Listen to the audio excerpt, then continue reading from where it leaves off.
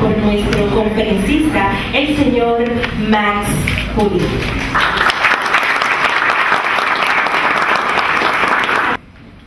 Bueno, muchas gracias.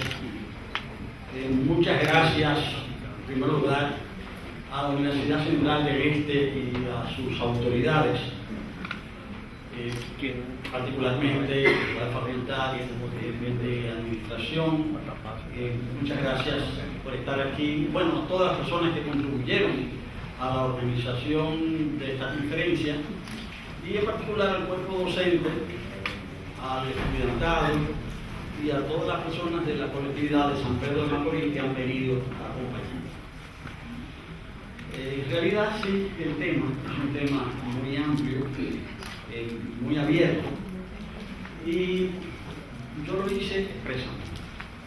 Y voy a comenzar diciendo que nuestro país, la República Dominicana, ha cambiado mucho y de manera acelerada en los últimos años. Generalmente los cambios producen incertidumbre, ya que muchas veces nosotros no sabemos con claridad hacia dónde se dirigen las cosas, no sabemos cuál es el sentido que van a tomar las transformaciones que están teniendo lugar. Nos asaltan siempre muchas dudas, y esas dudas acerca de nuestro papel en la sociedad, acerca del futuro nuestro, de nuestras familias, y esto es algo común a los seres humanos, dudar. Y no es la primera vez que hay incertidumbre en nuestro país. Incluso yo quisiera recordar que a finales del siglo XIX, esa incertidumbre la refirió un cantor popular. Este dibujo es el dibujo de un decimero de Moca llamado Juan Antonio Alix. Y Juan Antonio Alix escribió estos versos. Él dijo: ayer español nací, a la tarde fui francés, a la noche etíope fui, hoy dicen que soy inglés, no sé qué será de mí. Juan Antonio Alix decía que no sabía cuál era su futuro y el futuro del país. Lo traigo a colación porque para hablar del futuro y hablar del presente hay que hacer algunas referencias al pasado, aunque sean muy rápidas esas referencias. De ese pasado, yo recordaré que a pesar de haber sido Santo Domingo el primer virreinato establecido por los colonizadores españoles en América, muy rápidamente esta colonia fue dejada de lado por los conquistadores, porque se interesaron por los territorios de tierra firme. Y la colonia se convirtió en una colonia muy pobre. Ahora, del lado occidental de la isla, Francia logró establecer una de sus colonias más ricas en base al trabajo esclavo. De ahí, de esa colonia que estableció Francia en la parte occidental de la isla, Francia extrajo una buena parte de sus múltiples riquezas. Se calcula que el 20% de las riquezas de Francia en el siglo XVIII provinieron de esta isla, de la colonia que tenía establecida en la parte occidental. Ustedes saben que cuando los conquistadores españoles llegaron a la isla, el 95% de la isla era bosques. Ese no es el caso, los bosques han sido arrasados. Y se piensa que los bosques en Haití fueron arrasados después de la independencia, pero no, fue durante el periodo de la conquista, de la colonización. Cuando la República Dominicana proclamó su independencia en 1844, se puede decir que apenas vivían en lo que hoy es la República Dominicana poco más de 100.000 personas. Hoy somos 10 millones, es decir, que la población de la isla se ha multiplicado por 100. Entonces, hoy hay 100 veces más personas en la República Dominicana que la que había en 1844, es decir, en apenas 173 años nos hemos multiplicado por 100. Y la producción era una producción escasa, el país no estaba conectado casi con el exterior, y la producción se limitaba a un poco de exportación de tabaco, de maderas y de cuero, de las reses y miel de abejas. En realidad costó mucho sacrificio mantener la independencia hasta el punto de que volvimos a caer bajo el dominio colonial español y hubo que desarrollar una guerra popular, una guerra heroica, para que el pueblo dominicano reconquistara su independencia en la guerra, su soberanía en la guerra de la restauración. En los años que siguieron a la restauración, el país se integró a la División Internacional del Trabajo, es decir, se integró a los flujos de comercio internacionales de la época. Hubo un crecimiento económico importante en la segunda mitad del siglo XIX y un incremento de la población. Fueron los años del desarrollo de la producción azucarera y la expansión de otros cultivos, como el cultivo del café y el cultivo del cacao. En esa época también se creó prácticamente el Sistema Nacional de Enseñanza de la República Dominicana y sobre todo se desplegó el fervor patriótico.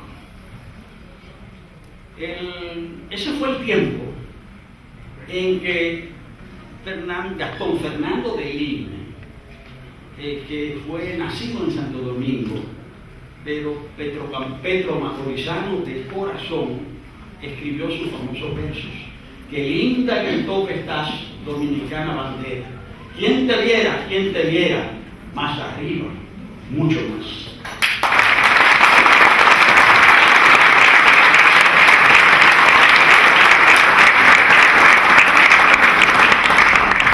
Esos tiempos de finales del siglo XIX fueron también los tiempos, sobre todo en el este del país, fueron los tiempos del despojo campesino, fueron los tiempos del abuso, fueron los tiempos de la concentración de la propiedad en los centrales azucareros que se habían creado a partir de 1868, fueron los tiempos de la ley Torres, fueron los tiempos de la inmigración, fueron los tiempos del auge de San Pedro de Macorís, fueron los tiempos de la danza de los millones ya al comienzo del siglo XX. Lo que resultó de ese proceso, como consecuencia de ese proceso, y lo que vivió todo el este del país, y lo que vivió San Pedro de Macorís, lo cantó con una belleza muy dura nuestro poeta inmortal, nuestro poeta imperecedero, nacido en Consuelo, Pedro Mir. Y en su poema, el poema que todos conocemos, y yo les voy a pedir a ustedes que me ayuden con el estribillo del poema.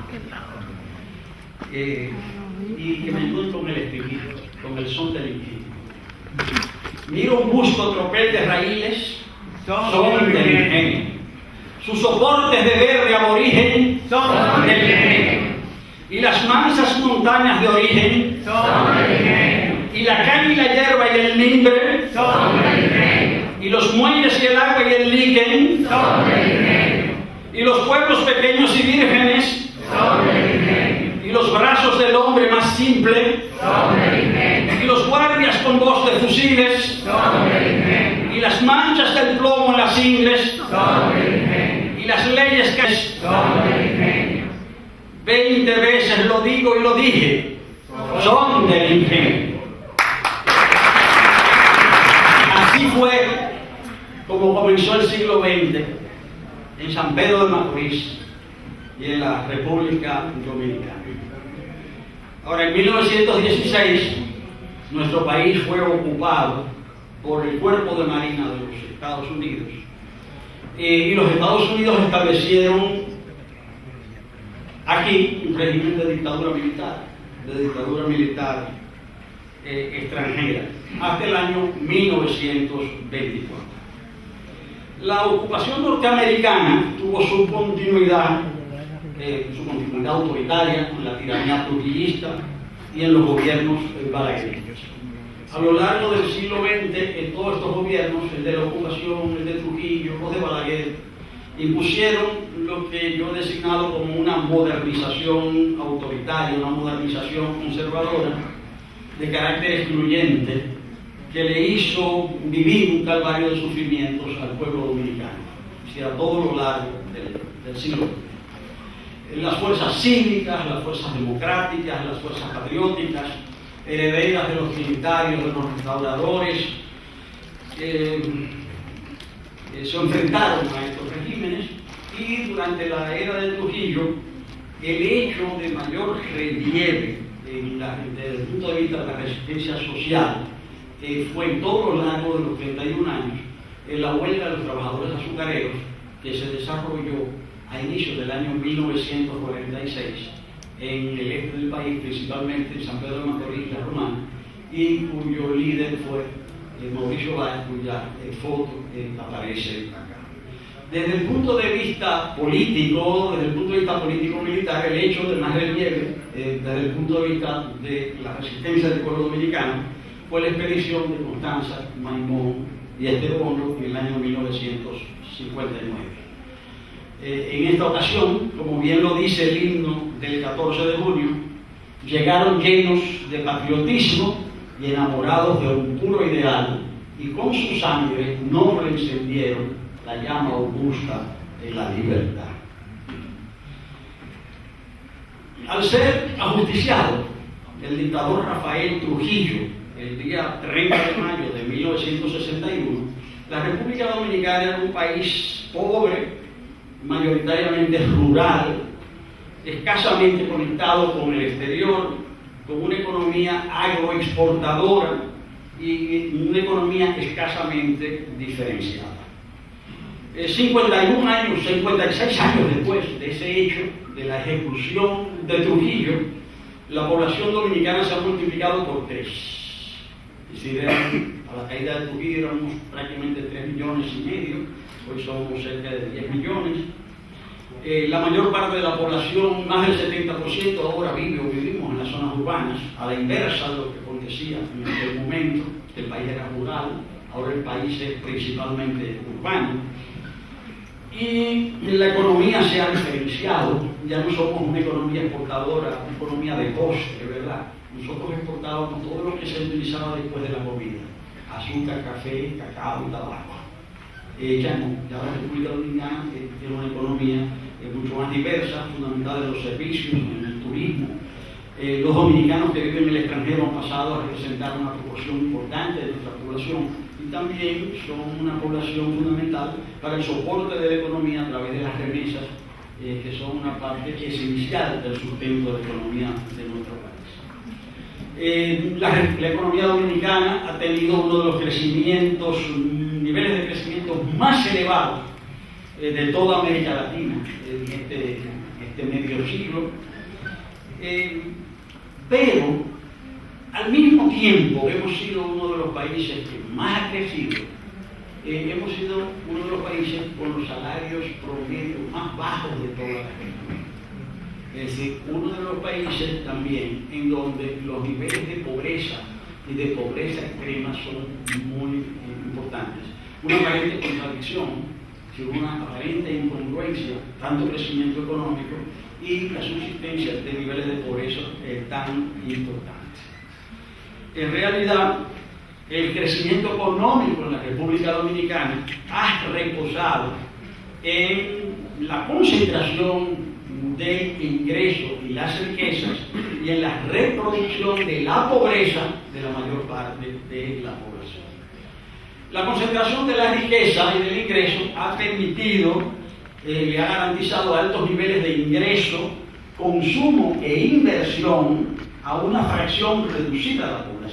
población, que tiene altos niveles de consumo, mientras las precariedades y limitaciones han sido el pan nuestro de cada día de la inmensa mayoría del pueblo dominicano.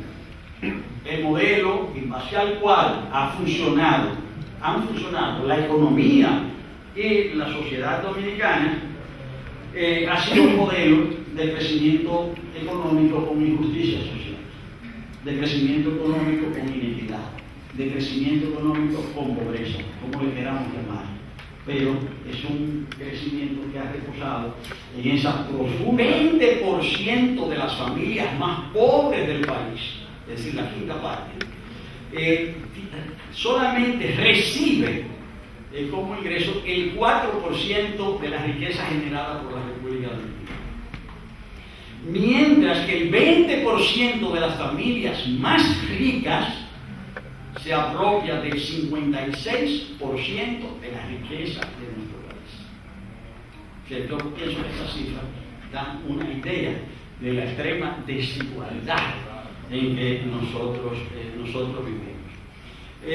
Y esto también se comprueba cuando nosotros comparamos, cuando hacemos estadísticas comparadas, estadísticas sociales comparadas. Y en esas estadísticas sociales comparadas con los demás países de América Latina y con países del mundo entero, se observa que la República Dominicana gana muchos récords negativos. Quedamos en los primeros lugares, pero al final de la cola. O sea, no alcanzamos los primeros lugares al principio, sino al final de la cola. Yo he recogido, no puedo referirme a todos los aspectos, me voy a referir a algunos aspectos en particular solamente para dar un ejemplo. Y me voy a referir a las cifras que ha ofrecido el Banco Mundial sobre la mortalidad materna en la República Dominicana. La tasa de la mortalidad materna en nuestro país es mucho más elevada aquí que en todos los demás países de la región latinoamericana que tienen los mismos niveles de ingreso que nosotros. Nosotros estamos entre los 4 peores países de América Latina en materia de mortalidad de las madres en el momento del parto. Y esto a pesar de que ya el 98% de los alumbramientos en nuestro país se dan o en hospitales o en clínicas.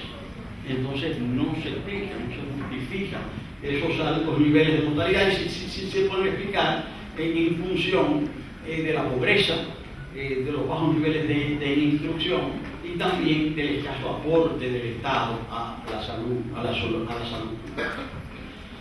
Según UNICEF, la República Dominicana, según datos dados a conocer este año, la República Dominicana es el segundo país en mortalidad neonatal de América Latina.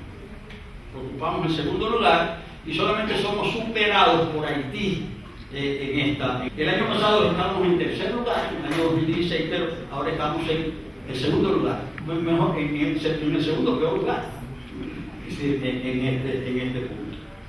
También la República Dominicana está entre los 5 países de América Latina con mayor porcentaje de embarazos de adolescentes, según establece el Fondo de Población de las Naciones Unidas.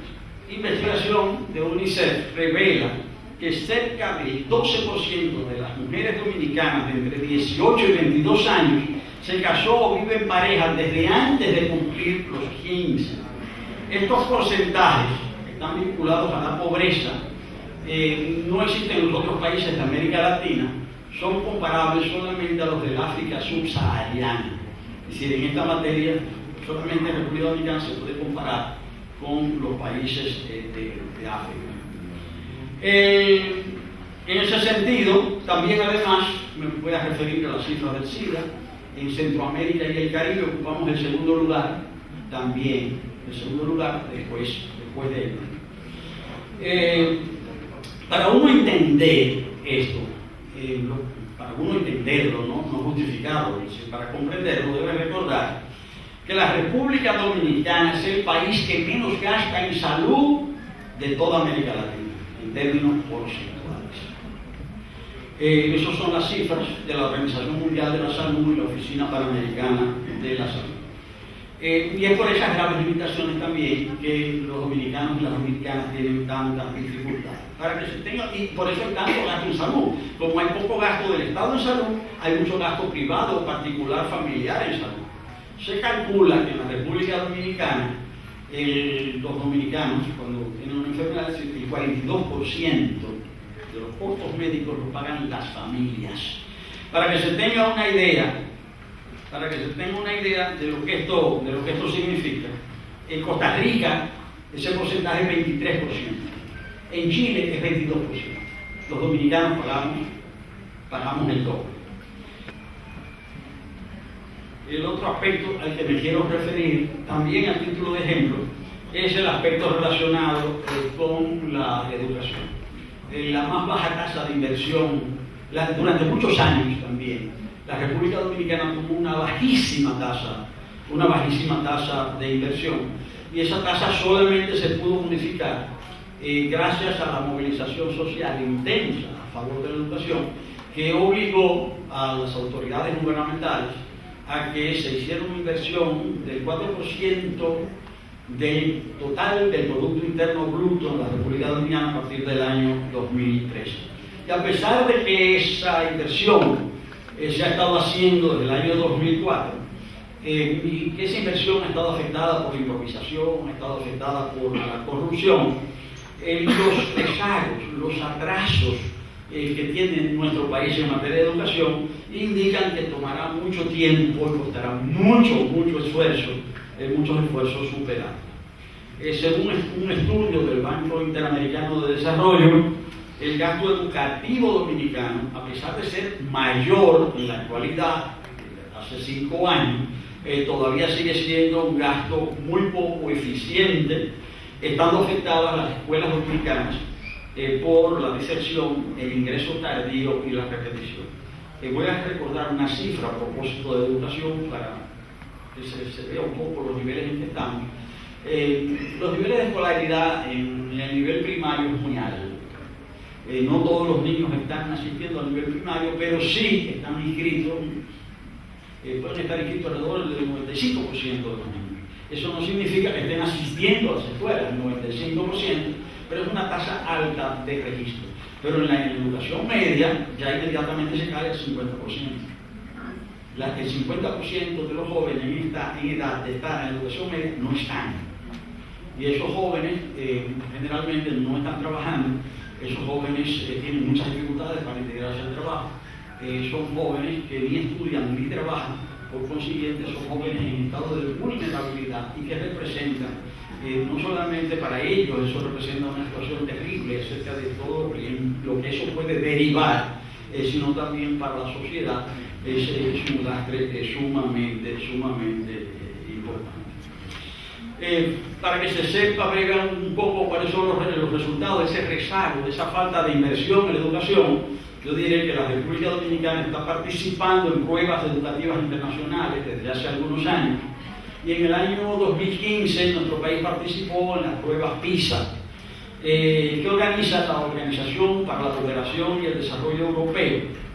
Y los estudiantes dominicanos quedaron en el 5º lugar más bajo dentro de los 72 países evaluados en pruebas de ciencia, lectura y matemáticas. O sea que ocupamos el lugar 67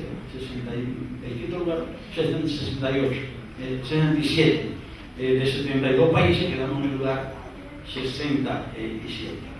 Y los jóvenes, sean muchachos o sean muchachas, tienen en sentido general escasas oportunidades. El gran desafío para jóvenes como ustedes, la mayor parte del auditorio está compuesto por jóvenes, estudiantes universitarios, por lo que yo estoy viendo, ¿verdad? Muchachos y muchachas que se están esforzando, que están trabajando. Su gran desafío mañana es obtener puestos de trabajo, es decir, funciones que se correspondan con los niveles de formación que ustedes están alcanzando. Es decir, poder lograr lugares de trabajo que sean acordes con ese nivel de formación. De todas maneras, es una situación muchísimo más ventajosa la que ustedes tienen, y en ese sentido tienen mucho más responsabilidad que la mayor parte de los jóvenes. Es decir, porque se calcula que en la República Dominicana alrededor del 30% de los jóvenes de 15 a 29 años ni estudian ni trabajan. Y ese porcentaje es mucho mayor en el caso de las muchachas, de las jóvenes. Se calcula que el 34%, una de cada 3 muchachas dominicanas de esas edades, es decir, ni estudian ni trabajan. Es decir, lo que representa, digo yo, una situación muy grave para el país, pero bueno, para esas personas en primer lugar, para el país en segundo lugar, pero entonces eso aprovecha a ustedes la suerte y la responsabilidad que tienen de estar aquí cursando estudios en una universidad, en un centro de enseñanza superior de alta calidad, como es la Universidad Central del Este. Yo insisto en la responsabilidad, es una oportunidad que tienen. Quizás esto se salga de la charla, pero yo aprovecho y lo digo, porque si ustedes están aquí es por 2 razones. Una, porque los padres de ustedes o sus tutores, ¿verdad?, están haciendo un esfuerzo para que ustedes puedan estar aquí y puedan dedicarse a estudiar. Y en algunos casos ustedes también están haciendo el esfuerzo, porque seguramente algunos de ustedes también trabajan para ayudar a sus estudios. Yo creo que ese apoyo que ustedes están recibiendo merece una retribución, ¿verdad?, una devolución de parte de ustedes. Yo sé, quizás esté hablando de más, porque yo sé que lo que ustedes...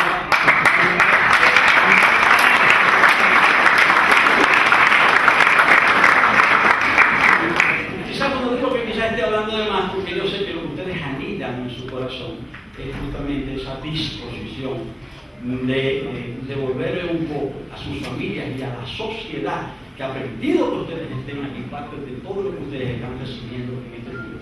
Aprovechenlo, porque a veces una oportunidad en la vida no se presenta una segunda vez.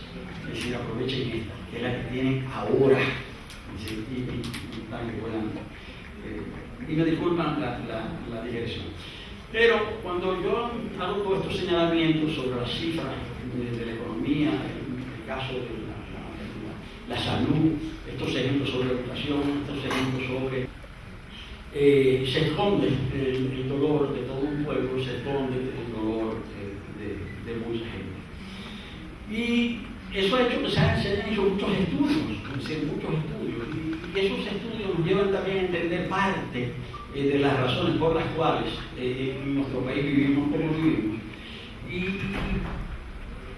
lamentablemente casi todas las investigaciones concluyen en el mismo punto, y es que la República Dominicana es un país sumamente corrupto y que la gente no tiene confianza en sus autoridades. En el año 2010, el gobierno dominicano contrató un equipo de expertos dirigido por un economista francés muy famoso, el señor Jacques Attali, para que ese equipo del señor Attali funcionara como Comisión Internacional para el Desarrollo de la República Dominicana. Esa comisión rindió un informe en noviembre de 2010 conocido como Informe Attali. Y entre las conclusiones que dice el informe Attali, dice lo siguiente: el cuerpo social de la República Dominicana, el cuerpo social no ha aprovechado el impulso económico, con un desempleo endémico, un mercado informal considerable, una política de salud pública poco eficaz y una criminalidad en aumento. El pueblo dominicano tiene un sentimiento de abandono que lo lleva al individualismo social y a la desesperanza. Y estos estudios pues se ven confirmados por toda una serie de otras evaluaciones. Hay uno de los organismos que propicia el crecimiento de las empresas. Uno de los más famosos es el Foro Económico Mundial, el Foro de Davos o de Davos, que es donde se reúne ese foro cada año en Suiza, y ellos hacen evaluaciones. Según el informe dado a conocer este año por el Foro Económico Mundial, ellos dicen que la República Dominicana descendió 12 puntos en el índice global de competitividad 2017-2018 y se ubicó en el lugar número 104 de 137 países evaluados. Pero estábamos en el lugar 92. Perdimos 12 lugares y pasamos al lugar 104. Es decir, en ese sentido, hemos retrocedido. Para ellos hacer ese estudio, ellos evalúan las condiciones de los países en diferentes vertientes. Ellos evalúan 12 aspectos que tienen que ver con la capacidad de las empresas de producir inversiones y de producir crecimiento. Pero entre los elementos evaluados no son solamente elementos de carácter económico, sino también de carácter institucional. Ellos evalúan las instituciones, la confianza pública en el personal político, la corrupción, la independencia judicial, el favoritismo de las autoridades hacia determinados grupos, la eficiencia del gobierno en el gasto público, el peso de las regulaciones y el nivel de transparencia que hay en un país. Y en algunos de esos renglones, como ellos analizan 12 renglones, pues en algunos renglones la República Dominicana queda mejor colocada o menos bien colocada. En cuanto a la confianza en sus dirigentes políticos, la República Dominicana queda colocada en el lugar 130 de 138 países evaluados. En lo relativo a la confianza en la Policía Nacional, estamos en el lugar 133 de 138 países evaluados. En desarrollo institucional, estamos en el lugar 123 de 138. Y en ética empresarial, estamos también en el lugar 123 de 138.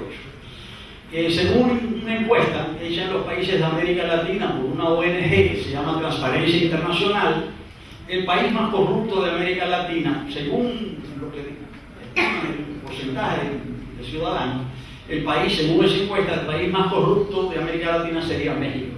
Y nosotros ocuparíamos el segundo lugar.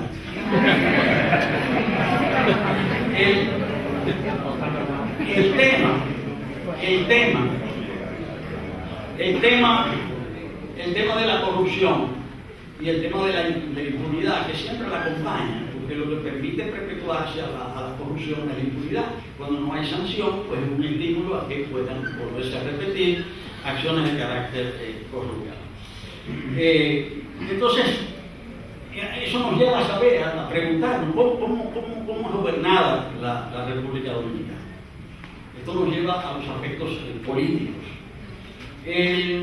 Formalmente, desde la caída de la dictadura trujillista, la República Dominicana es una democracia. Este es un país democrático. Eso es lo que dice la Constitución y eso es lo que siempre se pregona.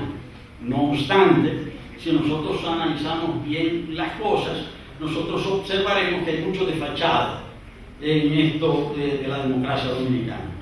Nuestro país es democrático en el papel, pero lo es mucho menos en la realidad. Ya hemos dicho, ¿verdad?, que en nuestro país ha habido un crecimiento económico, un modelo de crecimiento económico con desigualdad social. Pero ese modelo de crecimiento económico con desigualdad social, con todas las consecuencias sociales a las que yo me he referido, en términos de la situación de educación, de salud, ¿verdad?, de empleo de los jóvenes, tiene un sustento político. Es decir, un modelo económico no existe separado del resto de la actividad de la sociedad. Entonces, un modelo económico tiene su sustento en relaciones políticas y en un modo de ejercicio del poder político. Y ese modo de ejercicio del poder político en la República Dominicana está basado fundamentalmente en el clientelismo, en la corrupción, en el respeto a la ley y en bajos niveles de desarrollo institucional. Hay que decir que en la antigua República Dominicana, cuando digo la antigua República Dominicana, me refiero a la República Dominicana del siglo XIX o a la República Dominicana de la primera mitad del siglo XX. En la antigua República Dominicana, los gobiernos, fuesen estos más o menos liberales, fueran dictatoriales o abiertamente tiránicos como el gobierno de Trujillo, siempre ejercieron el poder desde una perspectiva patrimonialista. ¿Qué quiero yo decir con patrimonialista? Un sistema patrimonialista es cuando los gobernantes confunden el patrimonio público con el patrimonio privado y entonces utilizan el patrimonio público como si fuera de ellos, regalan lo que es ajeno, o sea, lo que pertenece a todos y lo utilizan para sus propósitos políticos. Y en el pasado siempre el país fue patrimonialista, también el ejercicio del poder era paternalista y asistencialista, sobre la base de la corrupción. Después de Trujillo, la democracia de fachada que se ha establecido después de la muerte de Trujillo, esta democracia ha heredado muchas de esas características de la vieja República Dominicana, mucho de ese patrimonialismo, de ese asistencialismo y de ese paternalismo. Lo único que esas formas antiguas han sido cambiadas por formas más actuales, más modernas, más contemporáneas. El antiguo asistencialismo pasó de unas funditas a una cajita, pero ahora es electrónico. Es decir, ahora es con tarjeta. Es decir, es la misma idea, pero la forma es distinta. Es decir, ya no se ejerce de la misma manera.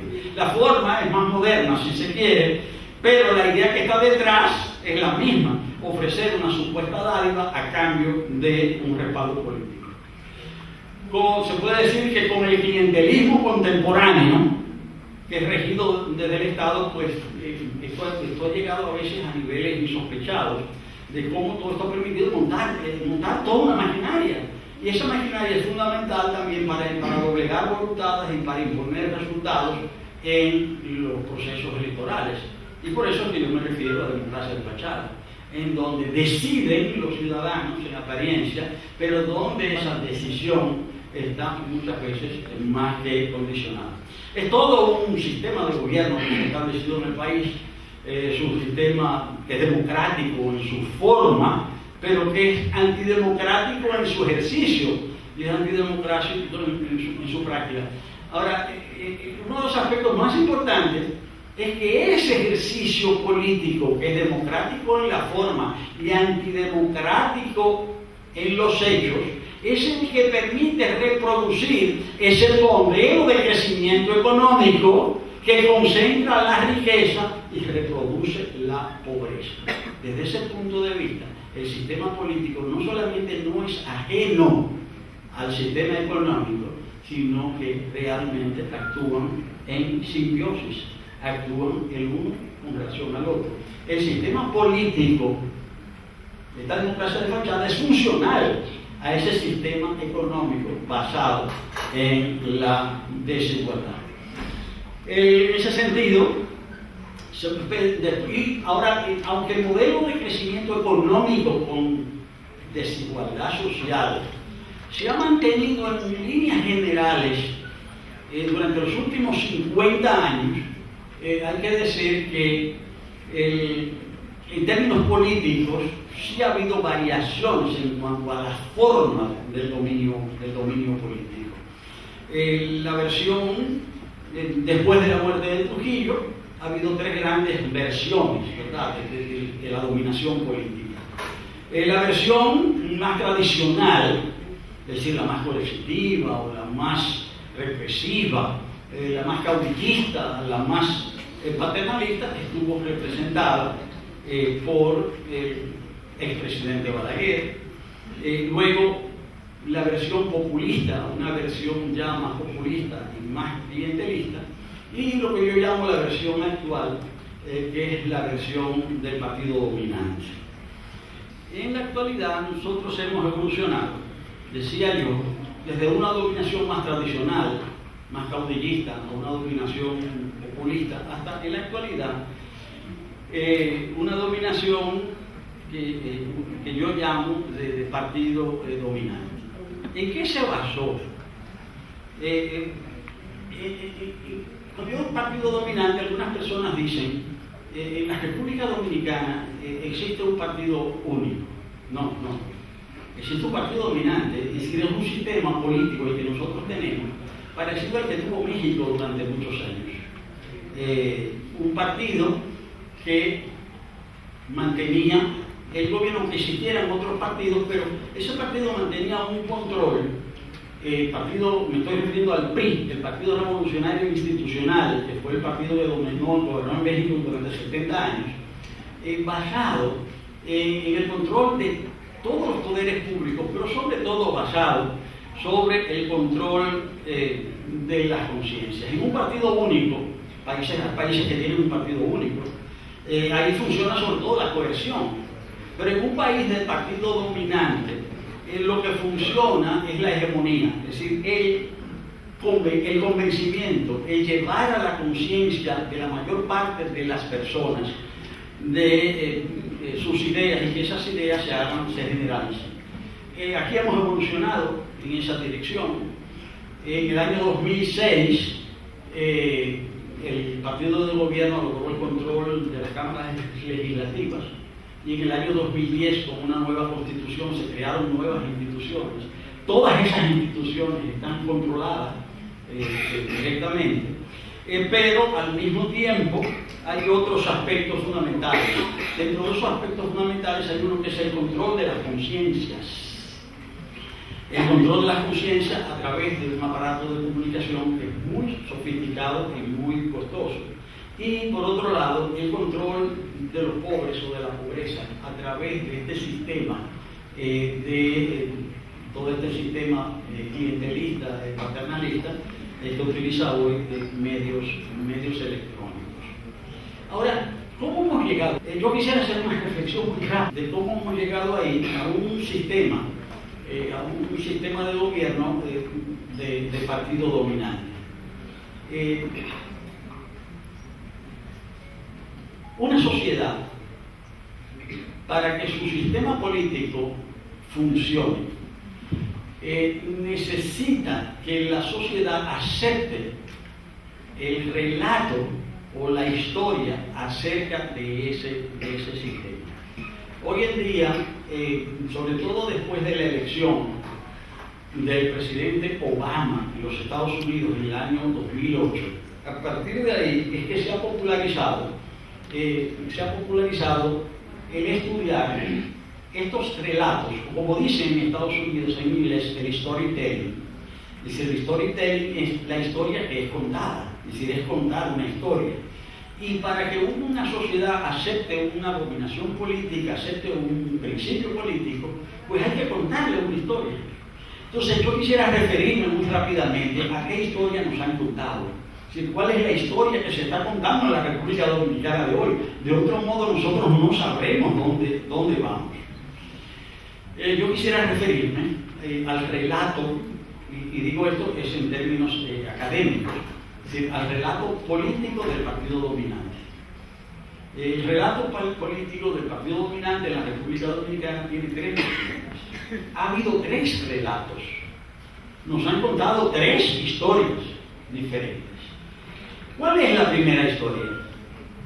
La primera historia, el primer relato, es el relato de Don Juan. ¿Qué nos dijo Don Juan?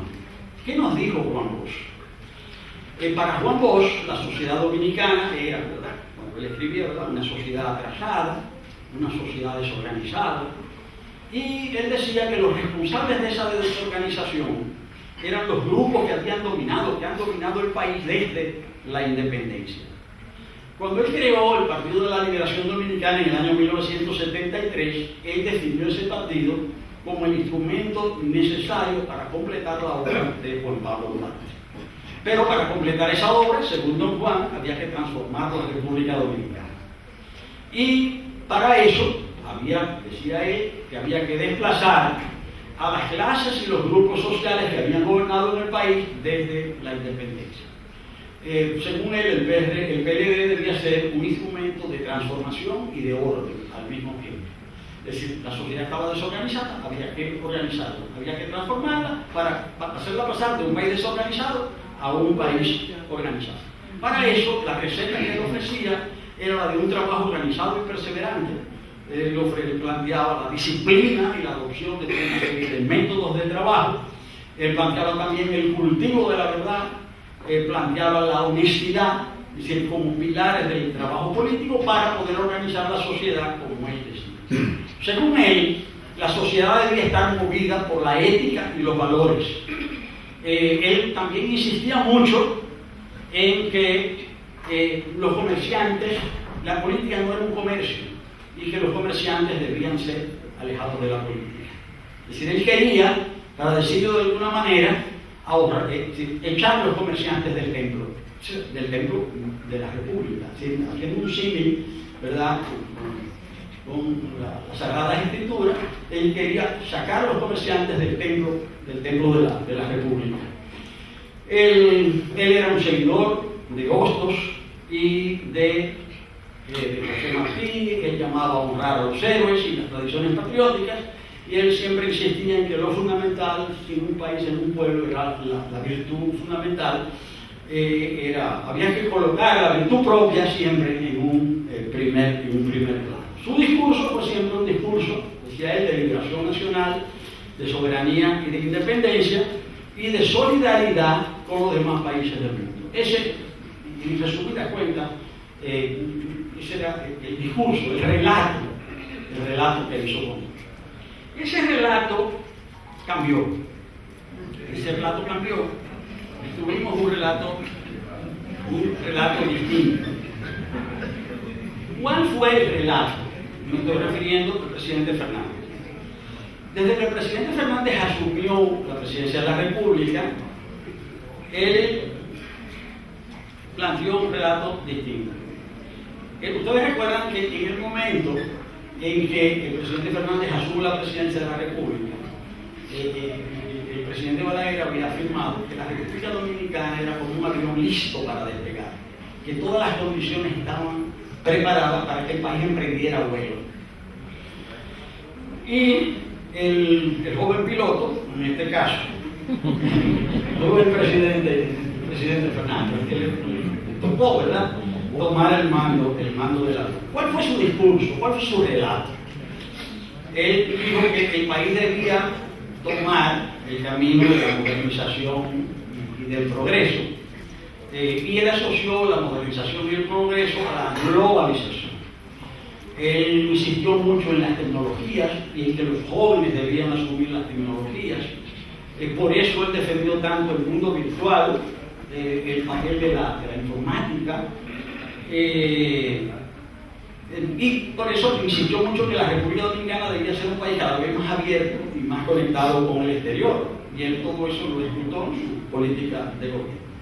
Para él también modernizar significaba mejorar y hacer más eficiente la administración pública, y también seguir las orientaciones de los grandes organismos financieros de financiamiento internacional. Había que crear confianza para la inversión extranjera, y la idea era la idea del derrame económico, la idea del goteo. La idea del derrame, simplificando, es la idea neoliberal, que se dice que si hay inversión, al final siempre habrá beneficios, porque algo caerá, algo goteará. Algo llegará a los más pobres. Es la idea del goteo. Esa es la tesis del presidente Trump. Él dice que le va a quitar los impuestos a los más ricos para que puedan invertir más, porque si se invierten más, al final todos resultarán beneficiados. Por el momento lo que se benefician son los que dejan de pagar impuestos. Lo otro es la esperanza de que caigan aquellas gotas en las que estamos hablando. Ahora, detrás de todo eso es que si hay inversión, al final habrá modernización, habrá progreso, habrá inversión extranjera, y todo eso estará asociado. En realidad, en ese relato hay una promesa de prosperidad. Es decir, al final, si se hace eso, el país va a ser próspero. En realidad, ese relato, esa historia, tiene una síntesis, que es una frase del presidente Fernández, que dijo que él quería hacer de la República Dominicana un Nueva York chiquito. Pues pero es esa idea de que toda esa prosperidad va a ser de la República Dominicana un país próspero y un país todo eso vinculado a otros argumentos. Nosotros no sabemos gobernar, esto es lo que hay que hacer, Este fue un discurso en realidad que se ganó la sociedad dominicana. La sociedad dominicana lo asumió, ese discurso.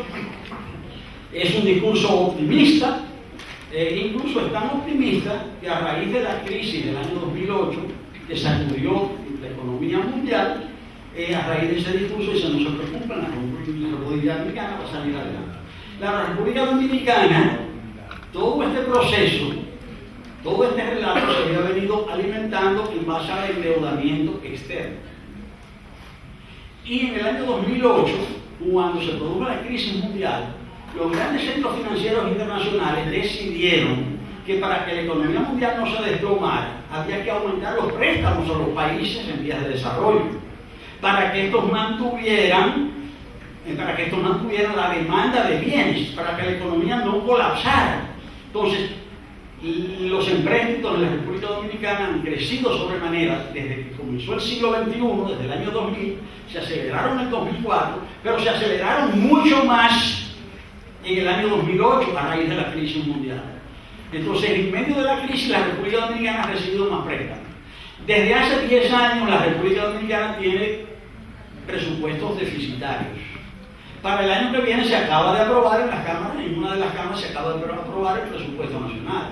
Pero ese presupuesto tiene casi 200.000 millones de pesos, es decir, más de casi 4.000, 3.000 y pico, casi 4.000 millones de dólares en bonos que van a ser situados. Es decir, cada año que pasa, es decir, la República Dominicana debe más. Pero la tesis es que aunque esa situación traiga dificultades y traiga pobreza, los más pobres van a ser compensados a través del sistema de compensaciones y de tarjetas. Ese es un discurso, ese es un relato de certezas. Ahora, ese relato cambió, ahora hay otro relato. Un relato diferente, un tercer relato. El relato es el siguiente. Es que la República Dominicana, cierto, el relato actual, ¿verdad? Dice la República Dominicana es cierto, ha crecido mucho, sigue creciendo, pero hay mucha pobreza en la República Dominicana y ahora hay un presidente que se ocupa de los pobres. Ese es el relato actual. Es un relato en el que se presenta un presidente bueno, un presidente sencillo, cercano a la gente, un presidente que se ocupa de la gente humilde y que renuncia a descansar los domingos. No descansa los domingos. Los domingos se los dedica a conocer de cerca la suerte de los dominicanos más desfavorecidos. En ese relato, el cuento que se cuenta, la historia que se nos dice, es que frente a un presidente distante, ¿verdad? El anterior, distante, soberbio, más atento a los problemas internacionales que a la salud del pueblo y la educación del pueblo dominicano, hay otro relato, un presidente que está más cerca de los más desinteresados. Es un presidente honesto, desinteresado, serio, atento y solidario. Ese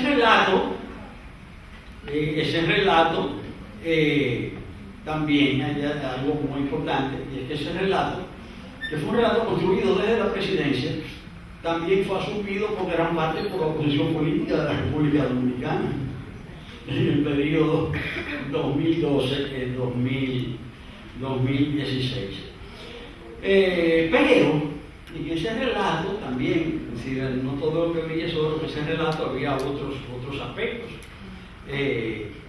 Y son relatos que tienen que ver ya con la restricción de los derechos de los trabajadores, con la restricción de los derechos de una parte importante del pueblo dominicano, es decir, cambiar el código de trabajo, eliminar la cesantía, eso todavía no se ha hecho.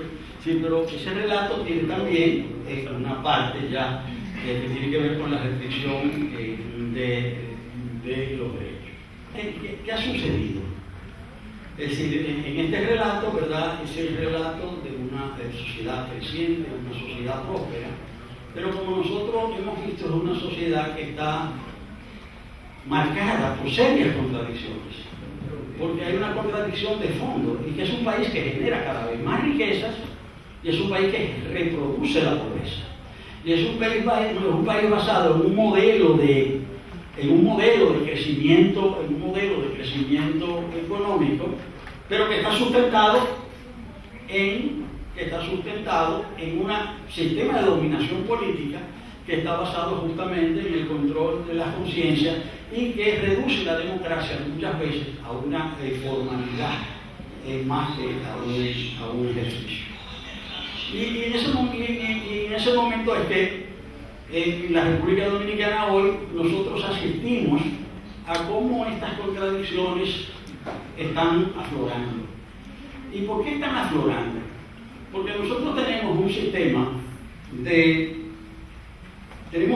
de partido dominante, pero no es como el sistema mexicano. Porque en el sistema de partido dominante de México, el PRI, que era el partido dominante, tenía un principio interno que era el de la no reelección. Entonces, en el sistema mexicano, el PRI gobernó 70 años, pero nunca repitió el mismo presidente. Porque obligatoriamente, ellos, en una democracia de apariencias y basado en la corrupción y en la impunidad han sido el pan nuestro de cada día desde hace año y medio. Es decir, ha habido un quiebre, si se quiere, de la confianza, un quiebre de la legitimidad, y en el país, si no hoy día, estamos en presencia de una situación en la que la República Dominicana, si uno tiene que preguntarse, es decir, uno tiene que preguntarse cuál va a ser el nuevo relato, cuál va a ser el nuevo relato desde el poder o desde las diferentes tendencias del partido dominante, y cuál va a ser también el relato de la renovación de la sociedad dominicana. Es decir, nosotros tenemos que ver cuál es la historia que tiene que ser contada, en nuestro país. Algunos creen que las cosas van a seguir siendo como han sido hasta ahora, y me parece que algunos están pensando en el país como pensaba mucha gente en Cuba en los primeros 50 años del siglo pasado. Yo les leía a ustedes, ¿verdad? Llamamos aquí, recordamos los versos de Gastón Fernando de Lina, recordamos, ¿verdad?, unos versos de don Pedro Mil. Yo quisiera, y las décimas con Antonio Malix, yo quisiera terminar mi exposición con unos versos de un autor cubano, de un poeta cubano, Nicolás Guillén, que refleja cómo pensaban muchos en Cuba en la primera mitad del siglo XX y cómo quizás estén pensando muchos en la República Dominicana de hoy. Les aviso que después que yo lea el poema, pues estoy en la disposición de responder cualquier inquietud, cualquier pregunta que haya surgido entre ustedes, cualquier pregunta que haya, cualquier duda, cualquier inquietud, sobre todo con respecto a esas contradicciones que han aflorado, esas dificultades que tiene hoy la República Dominicana, y que son las que nos pueden decir hacia dónde va nuestro país. Mientras tanto, les leo el poema de Nicolás Guillén. Decía Nicolás Guillén en aquella época: la burocracia está de acuerdo en ofrendarse a la nación $200 mensuales que siguen son. El yanqui nos dará dinero para arreglar la situación que siguen son. Los viejos líderes sonríen y hablan después desde un balcón. La zafra, que sigue el son. Muchas gracias.